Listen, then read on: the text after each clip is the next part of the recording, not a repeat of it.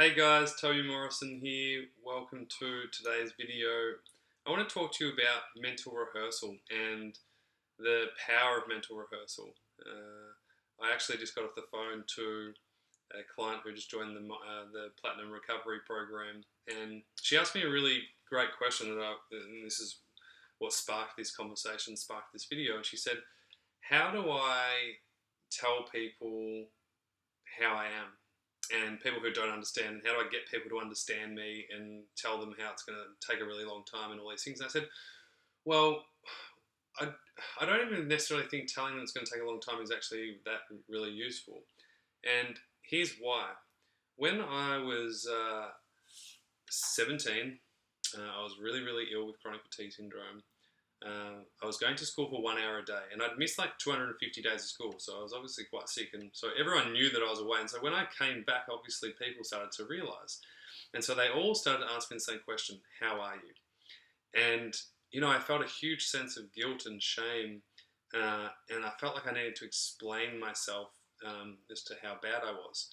Almost like to tell them the story that I'm not well and that things aren't going great, and I wish my life sucks. And I was telling them all the bad things, and and I did literally. I used to just speak it out and just speak the truth and just say, life sucks. Like yeah, I can't run, I can't do this, and yeah, I'm just still sick and blah blah blah. And what I didn't realize at the time is, and what I realize now is very very profound. One thing I noticed when I finished school, and mind you, I just passed, so I did quite well. I passed. I passed VCE just right. It wasn't easy. It was quite hard. And when I finished school, something really amazing happened. As soon as I finished school, I wasn't surrounded by lots of people. And what that meant is that lots of people weren't asking me how I was. And so I went from really, really telling my story and telling my excuses and sharing my struggle, which, by the way, is okay, and it's important to be vulnerable and speak how you feel and express yourself. But when you're mentally telling yourself how bad your life is, it keeps you really, really stuck. And one of the most amazing things happened when I finished school was that I stopped telling people how bad I was. And I read a couple of personal development books that really, really helped me with this. And what happened was I turned it around. So people used to ask me once I finished school, was like, "Oh, how are you going?" If I bumped into the street, or I saw someone, "How are you going?" And rather than saying, "Oh, it's so bad in my life," I said, I'm getting there, I'm getting better, or I'm slowly improving and slowly getting better." And you can see the tone of language that I'm using and how different that feels to saying, "Oh, so bad, I'm not feeling good at all, I'm getting sick, I'm not improving at all." And when I started to frame it differently, things started to change physically and emotionally for me. Now, it wasn't an instant overnight success, but what it really did do was mentally rehearse the fact that I was going to get better and that I was improving.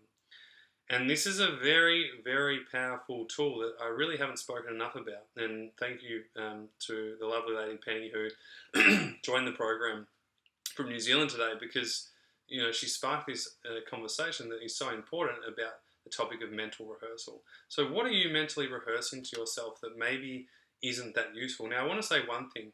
It's not whether it's right or wrong, it's whether it's useful. A lot of the time, yeah, you're probably right. It probably is really hard and it does really suck, and I totally get that. But is it useful for you to keep regurgitating that stuff out day in, day out? Because what it does is, as we tell ourselves that story, that becomes our reality.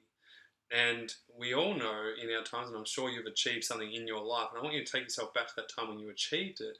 What kind of conversation, what kind of story were you telling yourself and telling other people? Because I know for a fact that if you achieve something in life, and you certainly have because you're here on this earth, and every single one of you who's watching this video right now can pinpoint a time when they achieved something, no matter how small or how big.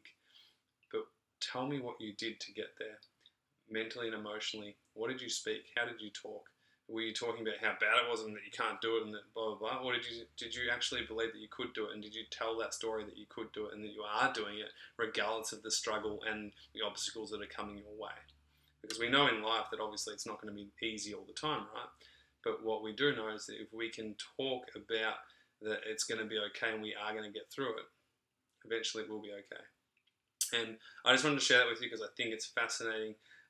It was one of the most powerful, profound changes that I had.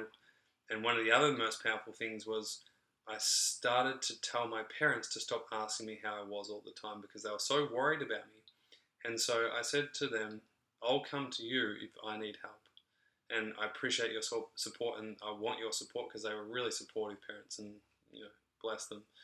But when that happened, I also didn't have to explain myself all the time, explain my struggle all the time, every single second hour. And that gave me the space and time to change the focus.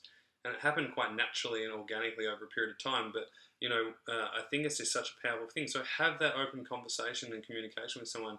Now, worry is a nice thing. When people worry about you, it's kind of nice. It's empathetic and it's really it's beautiful. But it's also not useful because it's stating that something's not right within someone or something. And so, what if you just didn't worry? What if there wasn't worry anymore? Now, of course, I'm not saying it's wrong to worry. I'm just saying, is it useful? And that is the question and the key to ask yourself. So I hope that helps. I just want you to know mental rehearsal is one of the most powerful things that you can use to move forwards in your life and in the direction that you want to go. And remember, whatever the story we tell ourselves is the reality we're going to get. So when I was at high school and I was telling the story of how bad I was and I'm not getting better and then it sucks, well, it did. It felt like that. But when I started to say, yeah, I am getting better, and there was a small glimpse of hope, just tiny little bits, tiny. And mind you, at this point, I was really, really struggling. I honestly, still in my head was like, I didn't know how it was all going to happen, how I was going to get better, and things like that. But I still was telling a better story than the worst story. And the reality was that I started to behave differently. I started to do differently, and my behaviors and my actions then created my results, which then helped me progress, move forwards in my life, and become the person I am today. So I hope that helps. I hope that really, really helps. Hey, listen, I have a Facebook page. If you're new to this channel, I want you to head over to my Facebook page because I do live video trainings all the time on this kind of stuff, and I just love to have a chat. So head over to Toby Morrison Health and Lifestyle on Facebook, and you can also check out our main page, which is CFS Health too. But click like on that, subscribe to it, and you can get more stuff from me there. Great to connect with you. Hope that helps, and I'll speak to you soon.